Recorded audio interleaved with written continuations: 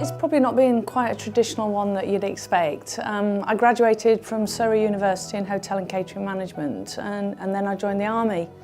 And after completing my officer training at the Royal Military Academy Sandhurst, I went 7 years, served as an Army officer in the Army Catering Corps. So my background, actually, I'm a caterer. I then went into facilities management at quite an early age once I'd left the Army. And then took a little bit of time out doing something quite different. I actually went into recruitment in healthcare, so it was recruiting doctors, nurses, care assistants. But then I decided I wanted to come back into facilities management. So I did that, and then I've had 3 posts, all have been as MDs, and then obviously quite recently in August joined Amey as the MD for the FM DJ business. Do you know, I've never really been gender focused. In the Army Catering Corps when I joined, I was actually one of 4 women out of 180 male officers. So for me, it's all about capability. And you know, Amey's very positive about gender diversity and increasing the gene pool. And they've created a culture to thrive.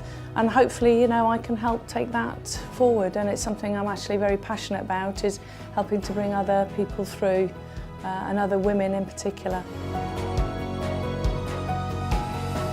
Well, it's an exciting time to be part of Amey now.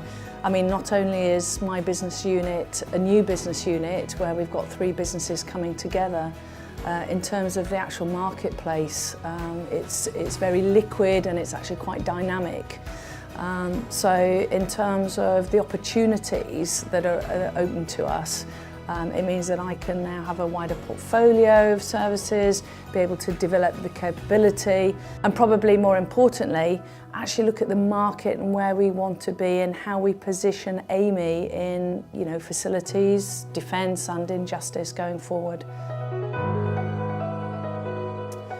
The Army provided me with leadership skills. It's about self-awareness and the ability to get things done. And I think for me, I've carried forward the serve to lead principle for the whole of my working life. I focus on outcomes, and for me it's very much about delivery. Interestingly, my first appointment was leading junior soldiers, and I had in my command 60 young men. And in managing them, I learned that communication was the key to being an effective leader. Keeping it straightforward and using language that they could understand, but also, probably more importantly, about being decisive. As you go up in seniority, there's a tendency to overcomplicate things the more experienced you become. But actually, direction comes from clarity. And to do that, you have to understand where you're heading. Be the best at what you do and measure your success against your own goals. And don't always look to seeking approval from others.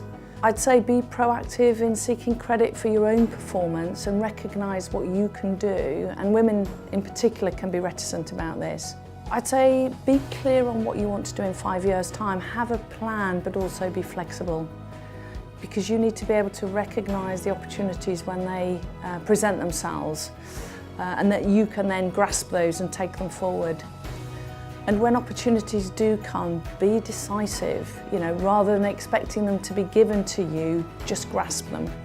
You don't have to emulate men in the workplace. Be individual, play to your strengths, you know, acknowledge what's unique about you. You don't have to conform, and actually being different is actually what you need to be bringing to business. That's what we're looking for. Believe in yourself, because that leads to confidence, and you know, don't let the underrepresentation of women stop you from taking your place at the table. I think believing in yourself will probably set you in good stead for the rest of your working career.